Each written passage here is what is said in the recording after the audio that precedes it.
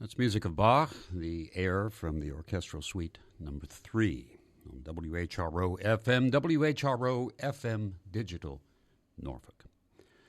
A minute after 8 o'clock on this Sunday morning. Recently, as many of you know, Hampton Roads lost one of its premier vocalists. On January 27th, Lisa Relaford Coston died, all too soon, at the age of 46. Lisa's voice was heard by thousands across the area in many venues. The voice was rich and warm and expressive, and Lisa's musicianship allowed her to use that voice in a wide variety of musical styles. In addition to her impressive musical talent, Lisa will be remembered as a warm and wonderful person with a ready smile, an artist who was more concerned about her art than about herself. For the next few minutes, we will enjoy again the voice of our friend Lisa Relaford Coston. Here she is in a song by Eric Satie, Que me font ces veillants, accompanied by Andrei Kasparov.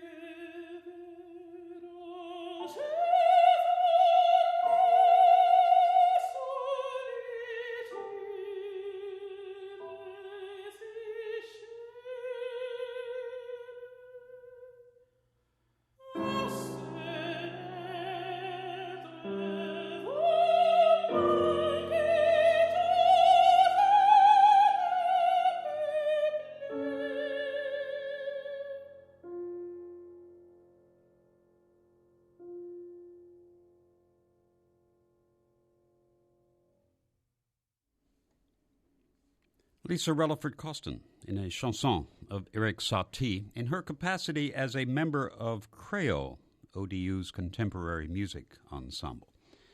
But one of the many groups that she sang with, she performed with many of Hampton Roads' most important musical organizations, the Norfolk Chamber Consort, the Familiar Faces Concert at Virginia Wesleyan, a concert series. I had the privilege of working with her then. Trinity Episcopal Church Choir, the Virginia Chorale, and St. Paul's Episcopal Church Choir, to name just a few. As I mentioned, Lisa could sing in almost any musical style, from the Baroque, Handel's Messiah comes to mind, to cabaret, as she did for several years at Trinity Episcopal Church in Portsmouth. Here she is in a popular vein, Can't Help Lovin' That Man from Showboat.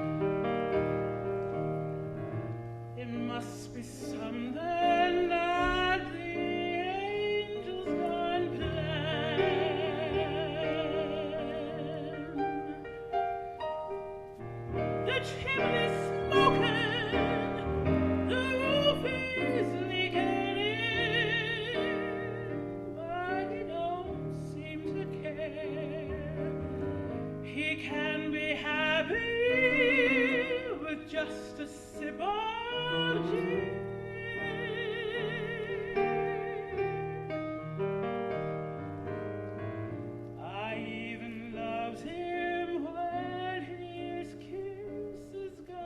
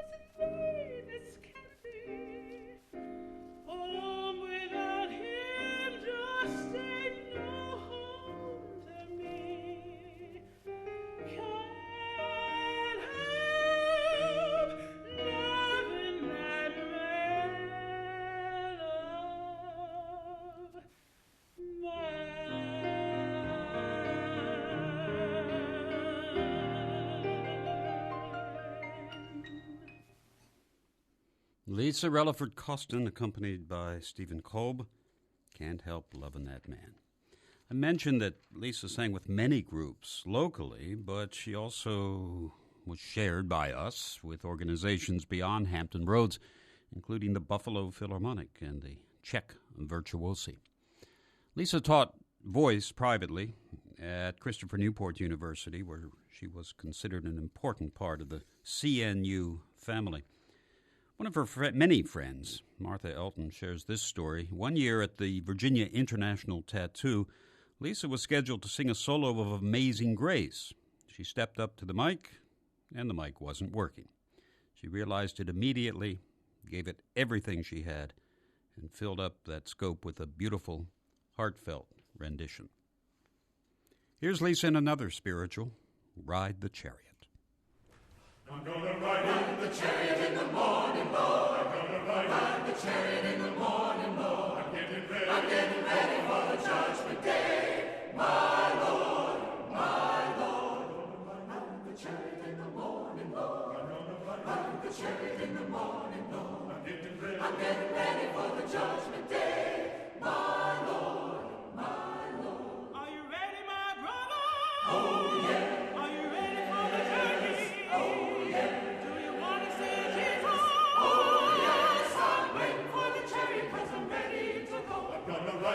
Chariot in the morning, Lord. Ride the chariot in the morning, Lord. I'm getting ready for the judgment day, my Lord, my Lord. Ride the chariot in the morning, Lord. Ride the chariot in the morning, Lord. I'm getting ready for the judgment day, my Lord, my Lord. Are you ready, my sister? Oh yeah. Are you ready for the journey? Oh yeah. Oh, yes, I'm waiting for the chariot 'cause I'm ready to go. I never can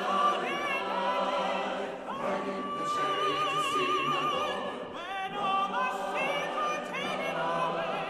Riding the chariot to see my Lord. My feet were snatched from the fiery clay.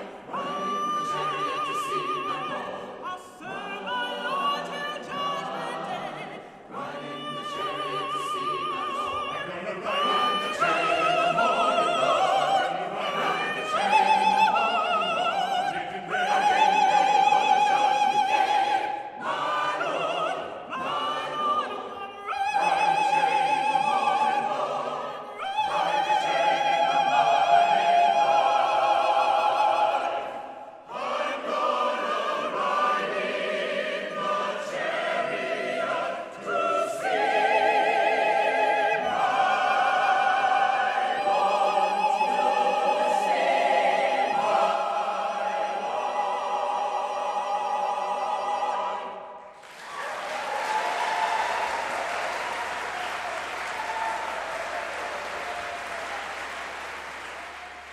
Ride the Chariot, Lisa Relaford Coston performing with the Virginia Chorale.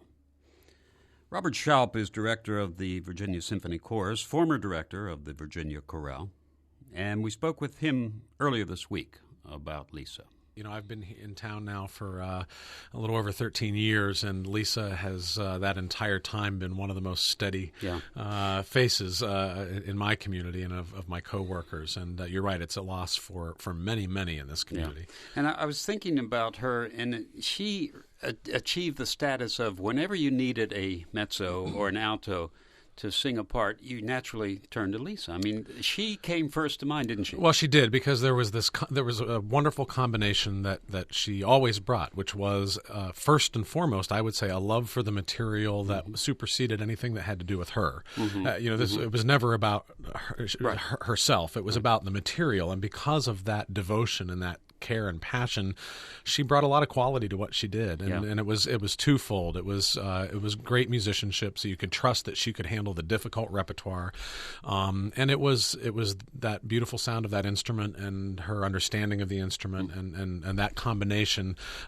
made her that go-to person. Yeah, such a rich and glorious voice. And versatile. Yeah, it was rich and glorious, but she had command of it in order that she could do a lot of things. Yeah, almost any repertoire. Handel, Lieder, and Cole Porter, for that matter. Absolutely. Well, I was just going back, quickly in memory of some of the things we'd done together. Of course, we did a Brahms alto Rhapsody together, with rich, beautiful sound. But she also, I took her with me once to New Orleans and as a soloist for Handel's Messiah, and it was beautiful for that material. You didn't, and it was never a sense that you were compromising in one style. She understood the styles, knew how to get it right, which just made it always a joyful collaboration. She was also one of those singers that, as a conductor, when they would say something to you or give you an opinion or a thought about how something was going, you listened because you really respected the opinion and the experience, and it was just always a joyful collaboration. Yeah. And she was also a very fine teacher. Which goes to the love of the art. That she cared about young singers, she cared about her colleagues singers. She was passionate about vocal pedagogy and about people singing healthfully and all of those things. And that, to me, all falls under that, I'm less important than the art itself is attitude. All of that, the fact that she was a great artist, can be added to the fact that she was a great person. Just one of the most lovely people you'd ever want to meet. Well, absolutely. And, it's interesting. The day following the evening when she passed away, we had our first rehearsal of Beethoven 9. So, the chorus was sort of faced with singing the Ode to Joy on that evening with Joanne and the orchestra. And we shared a wonderful moment that was so generous of Joanne and the players in the orchestra, where we were in Chrysler Hall. It was empty except for us, but the orchestra played the Bach air on a G string while we sat there together and just remembered. And there are two things that struck me about that occurrence. One was that Lisa, because she did so much material, had sung chamber music with a great number of the players in the orchestra. So this wasn't simply a loss to the vocal music community. This is a collaborator with our best instrumentalists in the region, and so they, I think, are feeling this loss as well. But there was also another odd occurrence that happened for me as I was sitting there, and we were all sort of being quiet and remembering and taking this in, was that in the moment of them playing that music, I remembered Lisa's laugh. I remembered that big, wonderful, hearty laugh that when Lisa would cut loose with something that had tickled her fancy, would fill a room and sort of catch everybody. And there were just so many aspects of who Lisa was that we're all going to miss.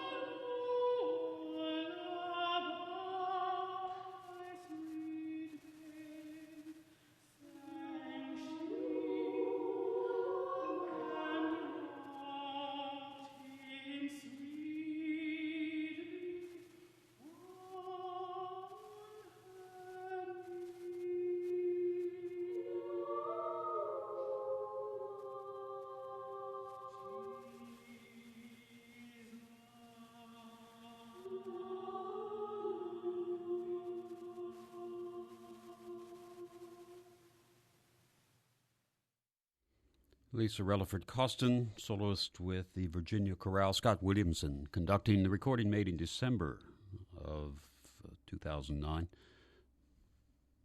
The section Sweet Was the Song from Benjamin Britten's Christ's Nativity. And so this morning, an all too brief tribute to Lisa Relaford Coston, a wonderful singer and friend. She will be sorely missed.